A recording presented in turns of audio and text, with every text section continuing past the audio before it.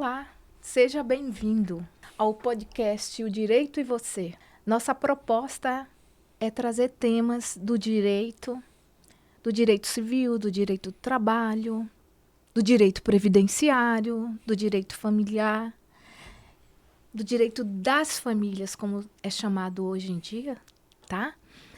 E a intenção é trazer de forma simplificada os direitos que você pode ter com profissionais que não são do direito ou até mesmo colegas advogados. Então, no primeiro programa que nós vamos inaugurar hoje, eu trouxe duas pessoas incríveis que vai nos ajudar a falar de um tema bastante atual, que é o direito do autista. O direito da pessoa com diagnóstico de autismo. E eu não poderia deixar de começar esse projeto sem convidar duas pessoas especiais, que é o Lucas Vasconcelos, psicólogo, atuante com o público autista, e a doutora Flávia Tabelian, que eu conheço há uns 3 anos, a doutora Flávia, nos nossos encontros do IBDFAM. E sempre eu tenho um prazer enorme quando eu ouço a doutora Flávia falar sobre as medidas que podem ser adotadas através do cartório, do tabelionato, que pode facilitar a vida de uma pessoa com deficiência intelectual, um autista e até a sua própria família, né, na preservação dos seus direitos e na facilidade ao acesso dos seus direitos. Então, eu passo a palavra para o Lucas falar um pouquinho sobre o autismo, os níveis de autismo, qual o impacto do diagnóstico precoce. E também eu vou passar, logo em seguida, a palavra para a doutora Flávia falar sobre as medidas que a família pode ter a seu alcance através dos cartórios de notas, que estão aí à disposição da sociedade, mas que às vezes a pessoa não tem conhecimento. Inclusive, hoje nós estamos gravando no dia 17 de junho e amanhã é o dia que é consagrado ao orgulho do autista, do autismo, podemos dizer. E isso não é ser orgulho de ser autista, não é isso. A ideia é trazer com que as pessoas saibam conviver com as diferenças e saber que o autista é uma pessoa que ele pode estar bem posicionado na sociedade, desde que respeitem as suas diferenças. Não é isso, doutor Lucas? Isso mesmo. Olá, Rita. Olá, Flávia. Olá para você que está aí em casa. A Rita trouxe aqui, né, um pouco a respeito do autismo, né? A mudança que houve na questão do diagnóstico, que antes existiam diferentes diagnósticos, né? Existia o diagnóstico de Asperger, o autismo, a síndrome de Rett, e hoje foi decidido unificar esses diagnósticos em um único espectro, que é o espectro autista, né? Que aí engloba essas diferentes formas de ser que estão ali atreladas ao autismo.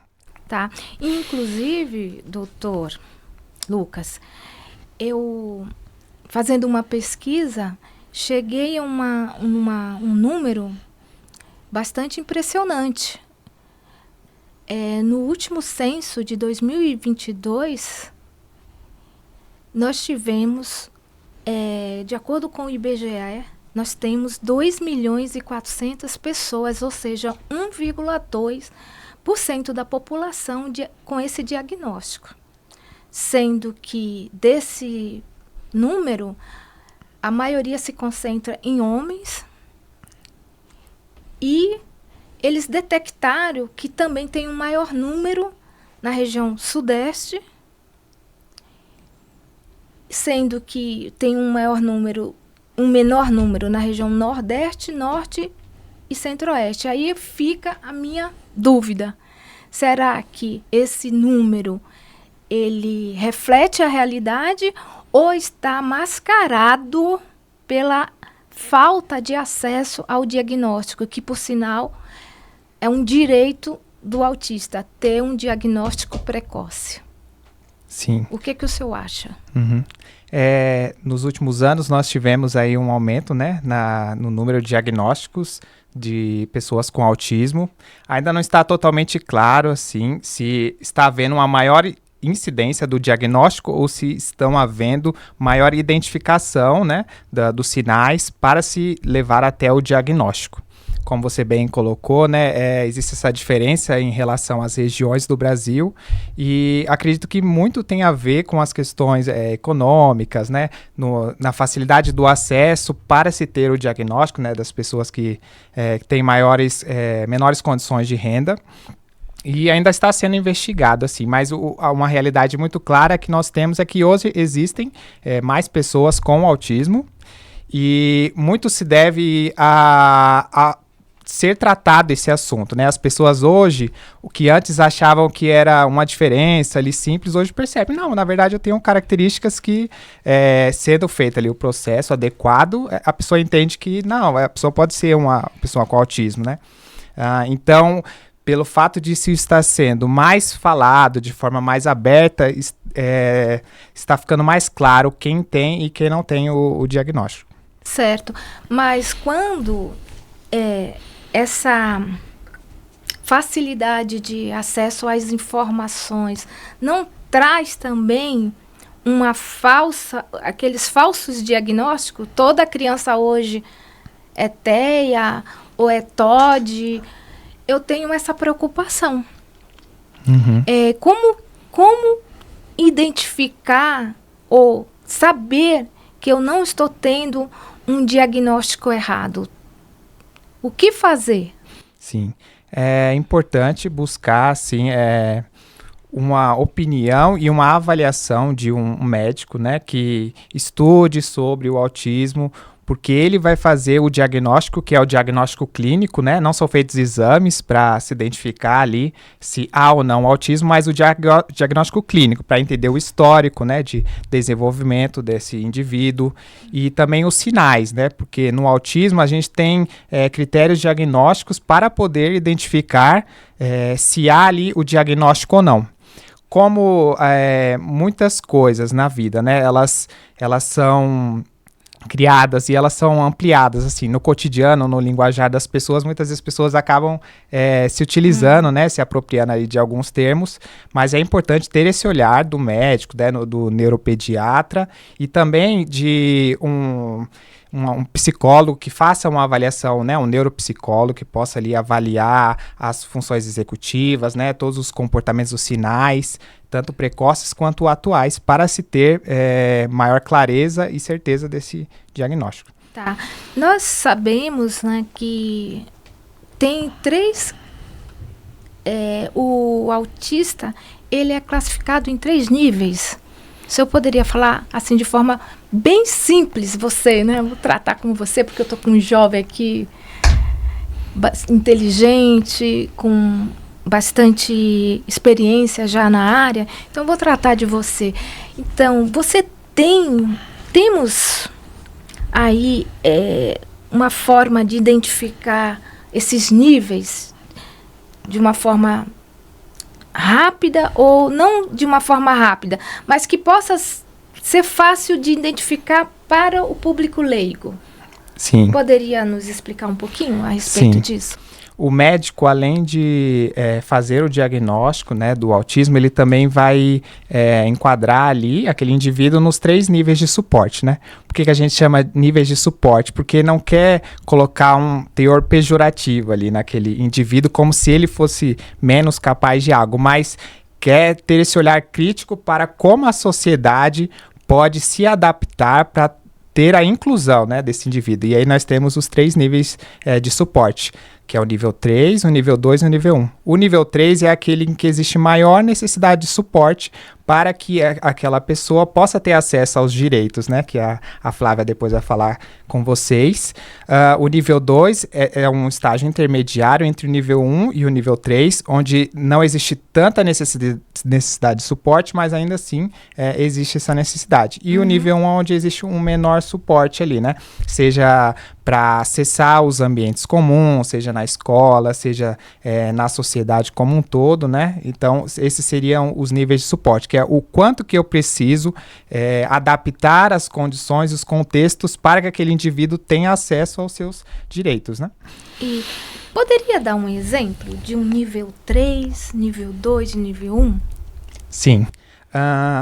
No nível 3, geralmente são indivíduos que muitas vezes não são vocais, ou seja, eles não utilizam de uma linguagem falada para se comunicar, mas eles podem utilizar meios alternativos de comunicação, como a comunicação alternativa e aumentativa, que é uma ferramenta, né, que é utilizada para facilitar essa comunicação entre o indivíduo e as demais pessoas. O nível 2 de suporte, ele pode ter ali, né, a questão da comunicação, só que um pouco limitada, né? Então, na elaboração de frases, serão frases mais simples. A compreensão também pode ser um pouco menor do que seria, por exemplo, o caso de um suporte nível 1, que pode ser uma pessoa que ela consegue se comunicar, se fazer entender, entende os outros, tem ali um repertório mais amplo, só que ainda assim, por se ter, né, o autismo, ainda existem as características do autismo, né? No caso ali, as dificuldades na comunicação interpessoal e os interesses, né, restritos e repetitivos. Então, uma pessoa com autismo, ela pode ter o que nós chamamos de hiperfoco, né? Que ali é um interesse maior em determinado assunto ou em determinados objetos, que é uma das características, né? Assim como a questão da rotina, né? Então, muitas pessoas ali têm essa necessidade de se ter uma rotina bem estruturada, né? Para trazer uma previsibilidade. Então, esses são exemplos dos níveis de suporte, né? Certo. Agradeço a fala do Lucas. Foi bastante elucidativo. Creio que tenha ajudado a você também a compreender essa diferença. E eu vou falar um pouquinho aqui do direito da pessoa com deficiência e especialmente e também do autista. Então, é interessante observar que nós estamos ouvindo falar muito agora, em 2024, 2025, sobre o autismo. E dá a impressão, assim, que cada família parece que está tendo uma convivência com alguém próximo de um autista. E parece que pipocou essa questão. Mas, no entanto, esse tema já vem sendo estudado, abordado aqui no Brasil, desde 2007, inclusive a lei que regulamenta os direitos do autista é de 2012, anterior à lei da pessoa com deficiência, a lei, né, que regulamenta os direitos da pessoa com deficiência, que é de 2015.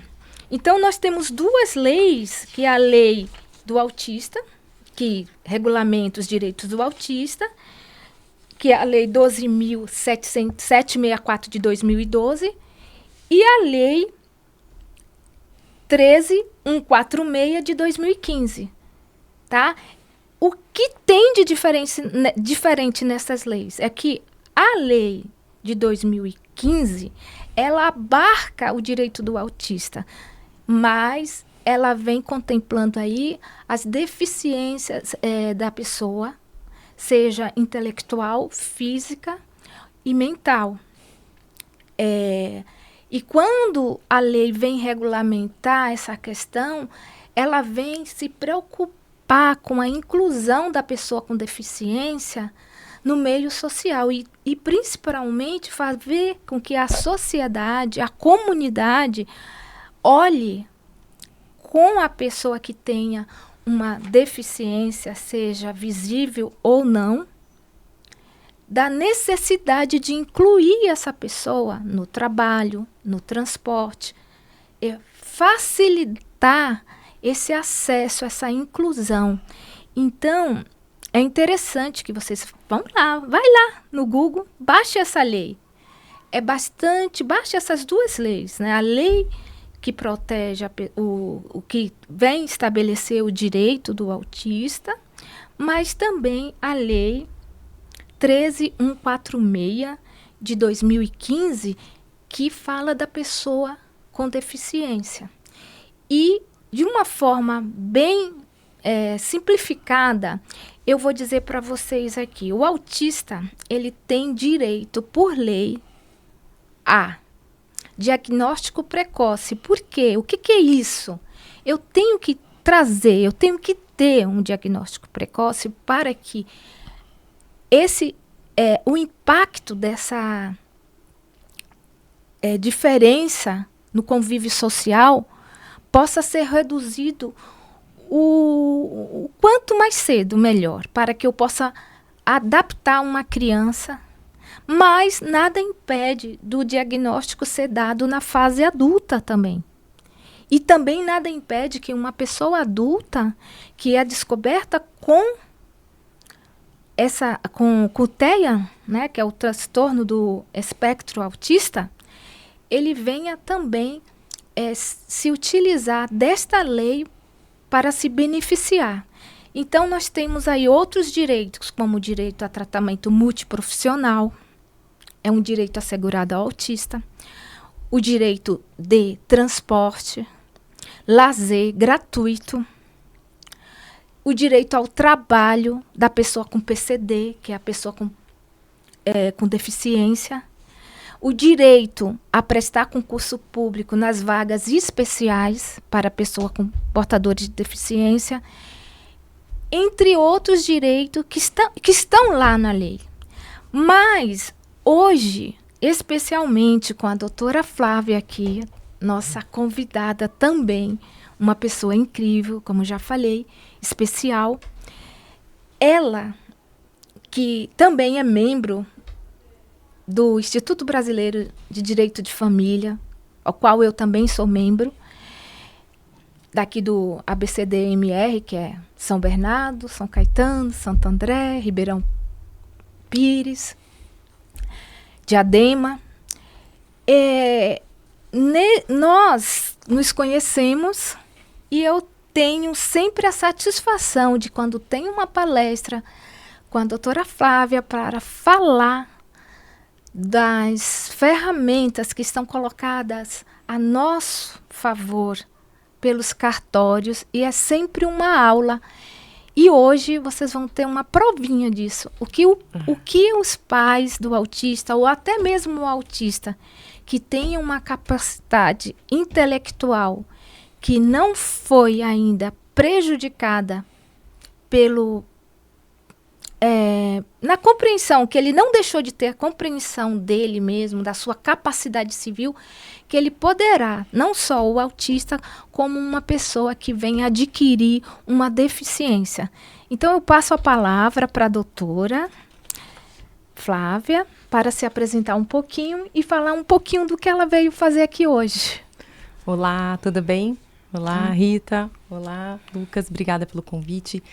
O que eu quero falar para vocês? Em primeiro lugar, eu sou tabeliã, sou sexta tabeliã de notas de Santo André, né? Com o cartório que lavra escritura de compra e venda, faz testamento, doação, para ficar mais fácil.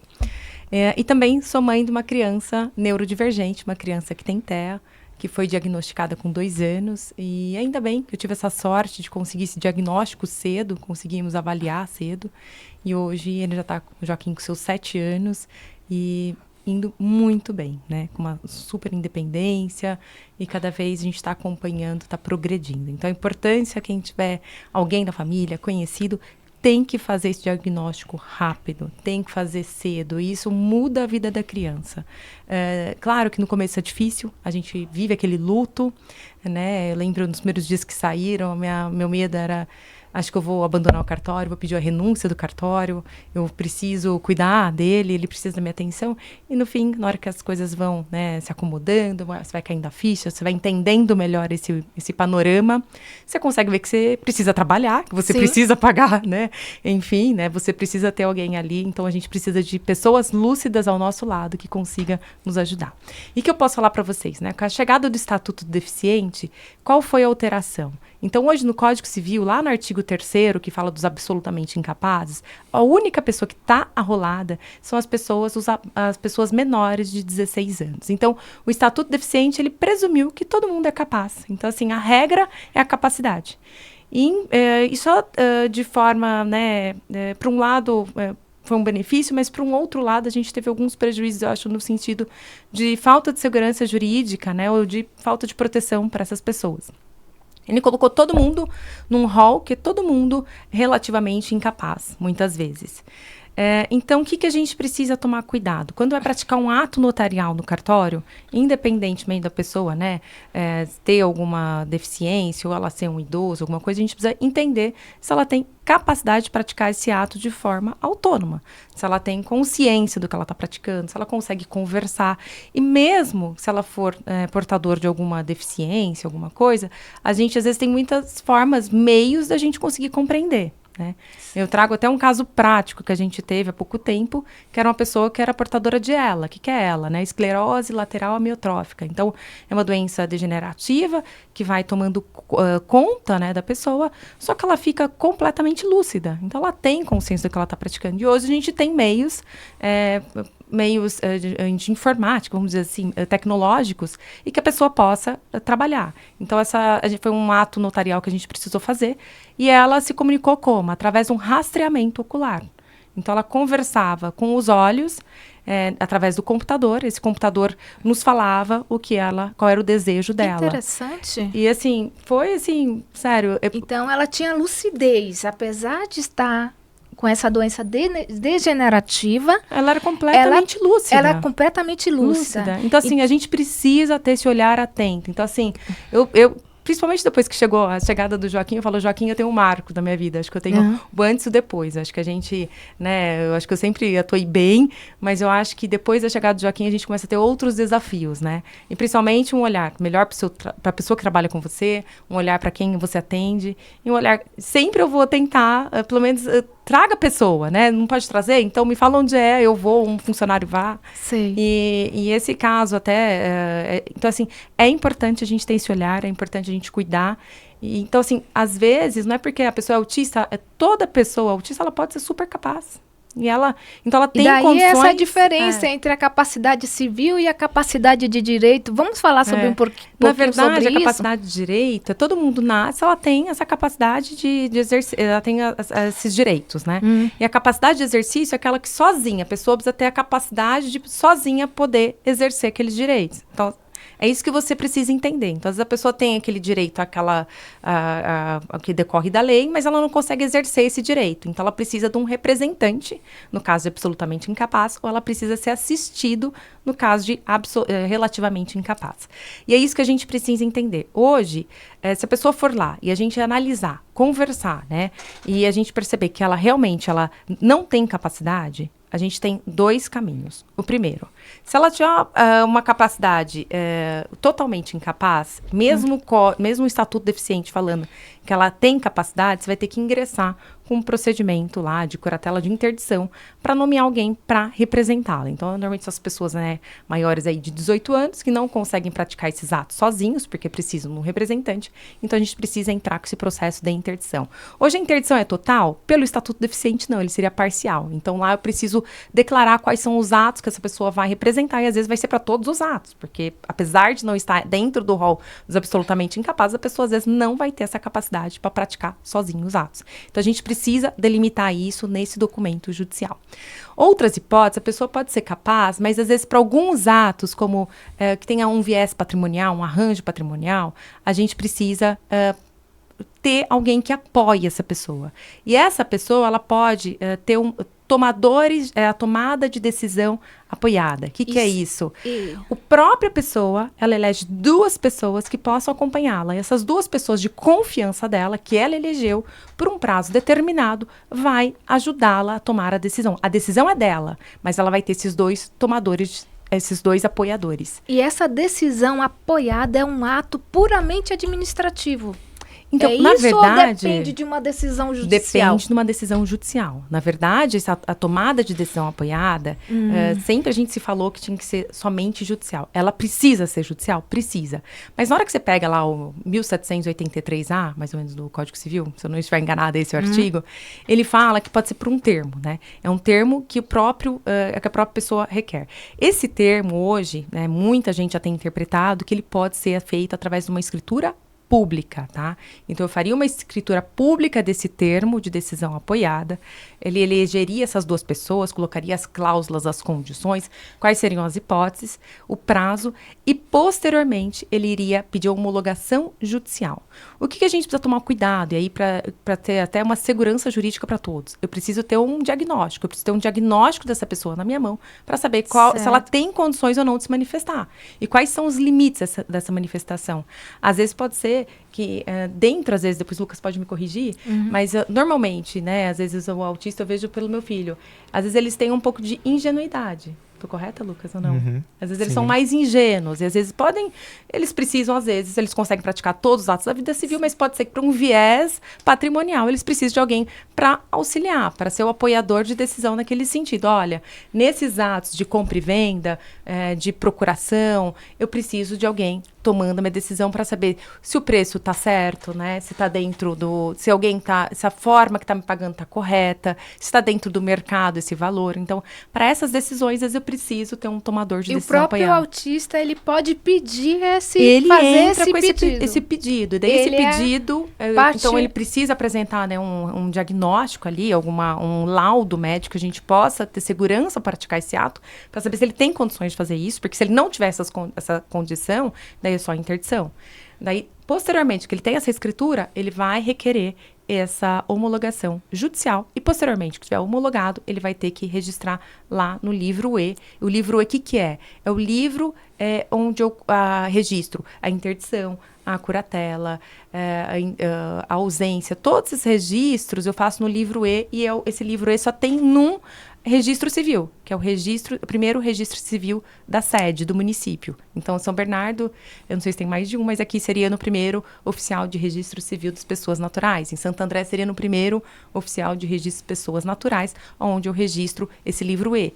E o que isso vai me dar notícia? Depois que eu registro, eu tenho que anotar todos esses casos, tudo que é registrado no livro E, eu tenho repercussão nos demais registros. Então, eu anoto no meu nascimento, olha, essa pessoa tem uma tomada de decisão apoiada registrada. Não pode comprar sozinho, não pode vender sozinha. Então, assim, é importante para atos da vida civil. Sim, porque ela dá publicidade. Ela dá publicidade. E dá segurança em todos os atos. Então, é importante. Qual outro mecanismo que a gente pode verificar que os pais, às vezes, preocupados, falam, nossa, meu medo é eu falecer, o que eu vou fazer com meu filho? Quem é que vai cuidar, né? Eu quero que eu tenha, sei lá, diversos irmãos e acho que um tem um perfil que seria melhor, um perfil que se adequaria para cuidar desse meu filho ou que tenha, né, mais intimidade ali. Enfim, você pode fazer. Daí você tem 2 mecanismos. O primeiro mecanismo é DAV. O que é DAV? A Declaração Antecipada de Vontade. É uma escritura declaratória em que lá eu vou colocar. Eu posso tratar tanto da minha vida. Eu quero ser cremada, eu quero doar meus órgãos, quero, na minha velhice, ficar numa clínica, quero ficar na velhice em casa e quero ter uma cuidadora. Você pode pôr tudo que você quer, né? Inclusive, colocar na eventualidade de eu estar incapacitada, porque a DAV você vai usar enquanto você estiver viva ali, né? Certo. Na hipótese de eu estiver incapacitada, eu quero que o juiz nomeie, daí vai depender ainda do pedido judicial, mas eu quero indicar para ser o tutor do meu filho, fulano de tal. E daí você vai levar isso no processo lá, enfim, da perda do poder, do pedido de tutela, né, do juiz da tutela, esse pedido dos pais. Os pais gostariam de indicar essa pessoa que seria a preferida para ser o tutor desse meu filho. A outra hipótese que a gente tem é um testamento. E o que seria o testamento? O testamento, ele serve após o meu falecimento. Então, eu vou nomear alguém que após o meu falecimento vai cuidar do meu filho. Então, eu coloco, olha, eu gostaria que na hipótese do meu falecimento, meu filho ficasse sob a tutela de fulano de tal. Então, lá eu vou nomear e deixo a minha vida já organizada. Então, são 2 mecanismos importantes que também vocês podem se utilizar no cartório. E um último mecanismo que às vezes o pessoal fica na dúvida, né? Quando fala que é criança sob tutela, né? Aquela que às vezes perdeu os pais acabaram falecendo, enfim, ou os pais perderam a guarda, o poder familiar. Nessas hipóteses, a gente tem a emancipação. A emancipação, eu posso emancipar uma pessoa que está sob tutela? Não, se estiver sob tutela, somente o juiz que pode emancipar. Diferentemente, quando tem os pais que podem emancipar os filhos acima, que já tenham 16 anos completos. Tá, e aproveitando a questão da emancipação, uma dúvida, um autista, ele pode, de nível 3, como o Dr. Lucas falou, já tem uma certa dificuldade de interação social, e até de discernimento, o tutor dele pode vender os bens sem autorização judicial? Vamos lá. Em relação à venda de bens, a gente só pode vender bens relacionados a menores ou pessoas que estejam sob interdição, incapaz, só com autorização judicial. Não é permitido. Mesmo que o tutor já tenha ali... Não, porque o tutor, para ele praticar qualquer ato relacionado à disposição patrimonial, administração ali, ele só pode administrar. Ele só pode administrar, não pode Não dispor. pode, inclusive para receber, né? Inclusive em inventário agora, né? Que agora tem uma grande novidade, a resolução do Conselho Nacional de Justiça, né? Do CNJ, autorizou a lavratura de inventário em cartório, havendo pessoas menores ou incapazes, né? No caso, pode ser uma viúva incapacitada, pode ser, né, um filho incapaz. Então, nessas hipóteses, eu posso fazer extrajudicial? Posso. Só que agora a resolução do Ministério Público, que é uma resolução nova, recente, saiu agora final de abril, 25 de abril, que é a 2051, ela fala, mas para a gente poder lavrar o inventário, havendo menor sob tutela ou maior sob curatela, eu preciso de uma autorização do juízo da tutela ou curatela. Mas é possível fazer. Então, a gente tem essa regrinha. Então, você e primeiro essa precisa autorização, pedir... ela não está regulamentando aí autorização para fazer ou como fazer? Não, é para fazer, porque na verdade ele se baseia naquele artigo do Código Civil que fala para receber herança, o tutor precisa pedir autorização judicial. Então, a gente vai ter que primeiro pedir essa autorização do juiz da tutela ou curatela. Depois, na hora que a minuta do cartório estiver pronta, né, no extrajudicial, a gente encaminha para o representante, para o promotor de justiça lá competente, e ele vai autorizar. Então, a gente precisa de 2 autorizações aí nesse caso. Ainda precisa dessas 2 autorizações. Sim. E, de qualquer modo, eu como advogada, vou ter que fazer uma petição explicando ao juiz, Sim. de certa forma, colocando também para ele o que está em jogo ali, quais são os bens, para depois ele autorizar que se faça extrajudicialmente o inventário. Mas, de qualquer modo, eu acredito que vai acelerar a vida de muita gente, porque o inventário, a gente sabe que o inventário, ele tá andando bem via extrajudicial, mesmo com menores, tá? São pontos, às vezes, bem... algum ou outro, às vezes, está atrasando um pouquinho, às vezes pode ser um problema do sistema mesmo. Mas eu acho que essa regra, no fim, não sei se for uma hiperproteção. Na minha visão, acho que não precisaria, mas eles estão se baseando no Código Civil. Acho que precisava de uma alteração do Código. Porque a gente não vai fazer nenhuma minuta que seja diferente sem o Ministério Público autorizar. Então, pode ser que também tenha algum representante do Ministério Público que, às vezes, autorize sem ter essa autorização do juízo da tutela ou curatela, porque lá nessa disposição que fala assim, o Ministério Público poderá, né, se opor àquela minuta se não houver esse prévio juízo da tutela ou curatela. Então, ele poderá. Então, porque se eu tenho representante do Ministério Público, de certa forma, né, supervisionando aqueles trabalhos, não haveria necessidade, eu concordo, do juiz se manifestar. É que eles estão se baseando nesse artigo do Código Civil, que a gente precisava de uma alteração, aproveitar, né? Quem sabe quem vai fazer as alterações do Código Civil reveja isso, porque eu acho que acaba atrasando um pouco mais, né? Ficando uma coisa que era para ser mais rápida, acaba sendo mais burocrático. Mas teve gente que está conseguindo fazer sem essa autorização.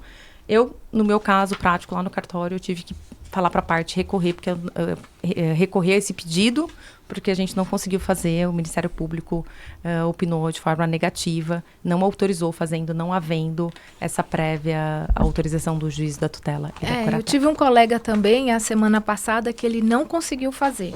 Ele precisa. Teve que... E aí, o advogado precisa estar atento, porque é juízo da tutela ou curatela, não vai pedir em outro que vai ser indeferido. Então, tem que pedir ser o juiz, no lugar né? certo. Tem que pedir, não é o juiz... Quer dizer... Essa questão aí vai passar pelo juiz de família e sucessões, querendo ou não. E sabemos que a curatela, que é um procedimento, né, onde eu tenho uma pessoa incapaz, que ela vai ser interditada, ou seja, ela é quase, ela vai perder toda a sua autonomia das decisões da sua vida. Então, a curatela é um procedimento bastante, eu diria, não é grave, mas é muito pesaroso. Sim. Porque é quase que você estivesse dizendo assim, a pessoa... Uma incapacidade civil. É uma incapacidade civil, ela não pode fazer nada. Mas, olhando do ponto de vista aqui do autista, o que eu achei tão interessante na lei, né, que a lei do autista, né, que regulamenta, que é a lei conhecida como a lei Berenice Piana, ela trata, inclusive, da condição do autista casar, ter filhos, não ter filhos. E quando a gente olha sobre esse prisma da curatela, quando a pessoa deixa de ter autonomia à sua vida, a gente pensa assim, nem casar ela vai poder. Sim, o Estatuto do Deficiente, na hora que ele traz que todo mundo é capaz, em regra, ele acabou promovendo, pelo menos no registro civil, as pessoas, mesmo com síndrome de Down, as pessoas começaram a se casar, Então, assim, no registro civil é um pouco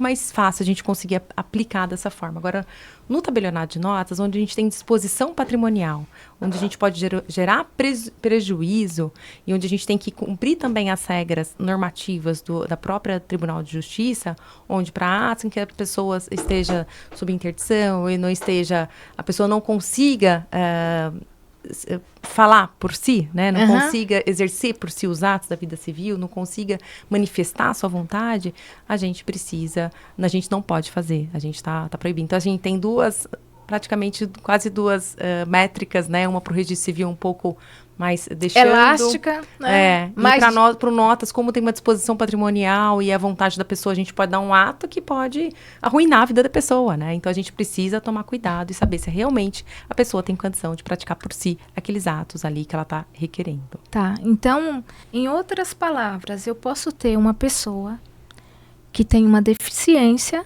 que ela pode casar, ela pode ter filhos, Sim. mas ela não pode dispor do patrimônio dela. Até por proteção. Olha como passa o direito. Por isso que esse programa aqui, gente, é muito interessante. É uma aula, mas ao mesmo tempo a ideia é abrir, assim, sabe?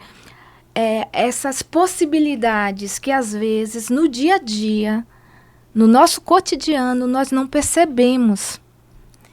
E, às vezes, eu estava falando com a Flávia, né? Eu, quando passei a ter um sobrinho, que hoje eu tenho uma curatela dele, que ficou com a deficiência adulto, eu passei a ter outro olhar. E, Coincidentemente, a Flavinha, que teve um filho, que tem um filho hoje, né, autista, também falou a mesma coisa. A gente passa a ter esse olhar. E hoje eu acho que a sociedade, ela não pode fugir dessa realidade. Entre os direitos de uma criança autista, nós temos a inclusão na escola. Total inclusão, com adaptações necessárias de acordo com o seu nível. E a sociedade e os gestores, ela tem que estar atento a essa necessidade. Se há necessidade de um atendimento adequado, vamos cobrar. O que não pode é excluir a pessoa com deficiência. Hoje nós temos um trabalho de inclusão da pessoa, do cadeirante, da pessoa que é cega, e temos aí leis que traz a questão da mobilidade, da facilidade, mas quantas cidades ainda não têm esse olhar? E hoje nós estamos aqui para debater, para ensinar, para falar. Ensinar não, porque é muito curto o tempo que a gente tem aqui. Mas a gente dá umas pitadinhas sobre o direito e sobre a conscientização dos direitos e da inclusão da pessoa com deficiência, do autista, do TEA, não é, doutor? Sim. E eu gostaria de passar mais uma vez a palavra para o doutor, para falar do ABA, que eu achei um termo muito interessante quando a gente fala em autismo. E eu perguntei, por que ABA? E ele me respondeu, e eu gostaria que ele falasse um pouquinho o que é o ABA dentro do trabalho dele. Sim. Só primeiro querendo fazer um elogio aí, né, em relação às nossas colegas. É muito interessante ter esse olhar, assim, de outras áreas, né? Eu venho da parte da psicologia, mas é muito enriquecedor, assim, né, ter essa troca. A ABA é um termo em inglês, né, americano, que significa Applied Behavior Analysis, que significa análise do comportamento aplicada. Então, a ABA é uma ciência que ela é voltada para o tratamento de pessoas tanto com autismo quanto também outras dificuldades e condições, né? Que é o caso do TDAH, do TOD, de quem tem deficiência intelectual. E ela busca principalmente identificar quais são as necessidades que aquele indivíduo tem, quais são as etapas do desenvolvimento, se há ou não algum atraso em alguma área social, de comunicação, de autocuidado, e trabalhar com esse indivíduo no ensino dessas habilidades, para que ele consiga exercer na sociedade os direitos, né? Certo. E o profissional que tem essa formação, necessariamente ele precisa ser psicólogo? Na verdade, não precisa ser psicólogo. O psicólogo, ele tem na formação dele, né, a disciplina que trata sobre a análise do comportamento, mas outros profissionais, né, que estejam interessados, que busquem cursos e especializações na área, eles podem se formar, atender, fazer o atendimento. É importante também buscar a supervisão, né, desses atendimentos, porque a ABA é isso, né? Se é uma ciência, você precisa ter todo ali do cuidado, do que são práticas baseadas em evidências, e também ter essa supervisão de um profissional mais experiente para você conduzir aquelas intervenções a fim de se ter as respostas, né? Os objetivos serem alcançados. Entendi. Então, por exemplo, eu posso dizer que eu tenho aqui um terapeuta ocupacional que pode ser um ABA. Sim. Sim. Posso ter uma psicóloga, neuropsicóloga, que atua como que tem também essa formação ABA. Musicoterapeuta, né, também? Sim, musicoterapeuta. É bem amplo, assim, né? Porque a ABA, ela vai te formar, né, na ciência da análise do comportamento. O que é a ciência da análise do comportamento? É você entender quais são os comportamentos que as pessoas têm, o por que elas fazem o que mantém esses comportamentos. Então, se a gente está falando, por exemplo, de uma mãe em casa que tem uma dificuldade ali com seu filho, e ela percebe que esses comportamentos eles estão aumentando de frequência, não estão reduzindo, e há ali um prejuízo tanto para ele quanto para a família. Então, um analista do comportamento, ele vai tentar buscar entender qual é a função, ou seja, qual é o motivo daquele comportamento e tentar intervir a fim de modificar, de trazer ali tanto uma qualidade, né, para aquele indivíduo quanto a família dele. Entendi. E para encerrar o programa aqui, nós já estamos chegando aqui nos últimos minutos. Eu, como previdenciarista que sou, eu gostaria de falar do último direito, quer dizer, não é do último direito. A minha última fala vai falar de um direito importante do autista, que é o direito ao BPC-LOAS,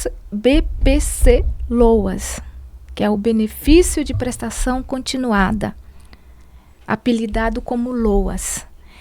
E o autista, até mesmo aquele do nível 1, poderá ter acesso a esse direito. O que temos que levar em conta é que nem todo autista poderá ter direito. Por quê? Por causa da renda familiar. Ele pode ter um laudo, mas se eu tenho uma família que pode prover as necessidades desta criança autista, não vai ter o direito ao benefício. Qual é o limite? Um salário mínimo, uma renda per capita de um salário mínimo dividido por 4 pessoas. Então meu pai ganha um salário mínimo, a minha mãe também ganha um salário mínimo, estou fora. Não. Aí nós vamos avaliar o que essa família precisa para manter esse filho.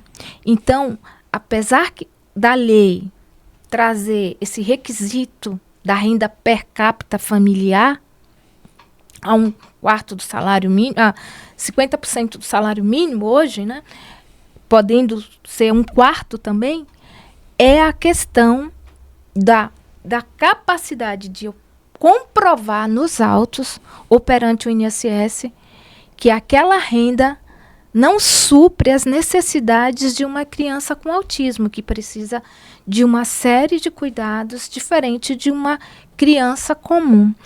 E eu quis trazer esse tema aqui porque, inclusive, foi uma mãe autista a qual nós conseguimos o benefício lá no escritório, que me deu essa ideia de falar, o primeiro programa, falar sobre o autista.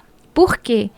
Essa mãe, ela veio até o escritório com uma filha autista, não verbal, ela é cabeleireira, deixava a filha com a sogra e, no entanto, para ela trabalhar, ela tinha que deixar a filha com a sogra, mas, infelizmente, a sogra faleceu.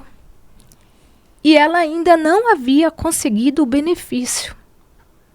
E ela veio até o escritório, triste, angustiada, porque teria que parar de trabalhar para poder dar o suporte necessário à filha. E nós entramos com o benefício.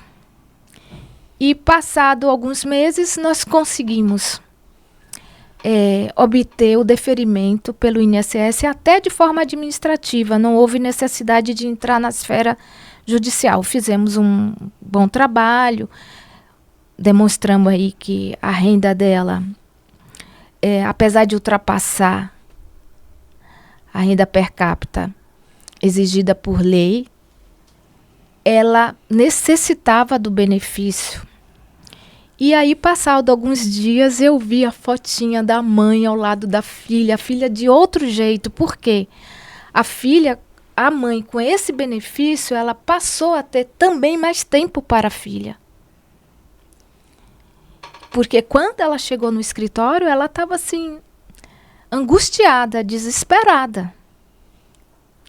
ter que deixar de trabalhar para cuidar da filha. E sem nenhuma renda. Então, eu fico muito feliz de ter conseguido esse benefício. E já consegui para outros, né? Nosso escritório conseguiu, né? E através de um processo bem documentado, com as provas, para demonstrar a necessidade da pessoa que precisa daquele benefício. Que parece pouco, um salário mínimo, mas faz toda uma diferença para uma família que tem um filho nessas condições. Então, gente, obrigado pela sua companhia. E é óbvio que eu não posso deixar de agradecer essa presença ilustre desses meus 2 convidados que abrilhantou a nossa primeira apresentação. Lucas, muito obrigada.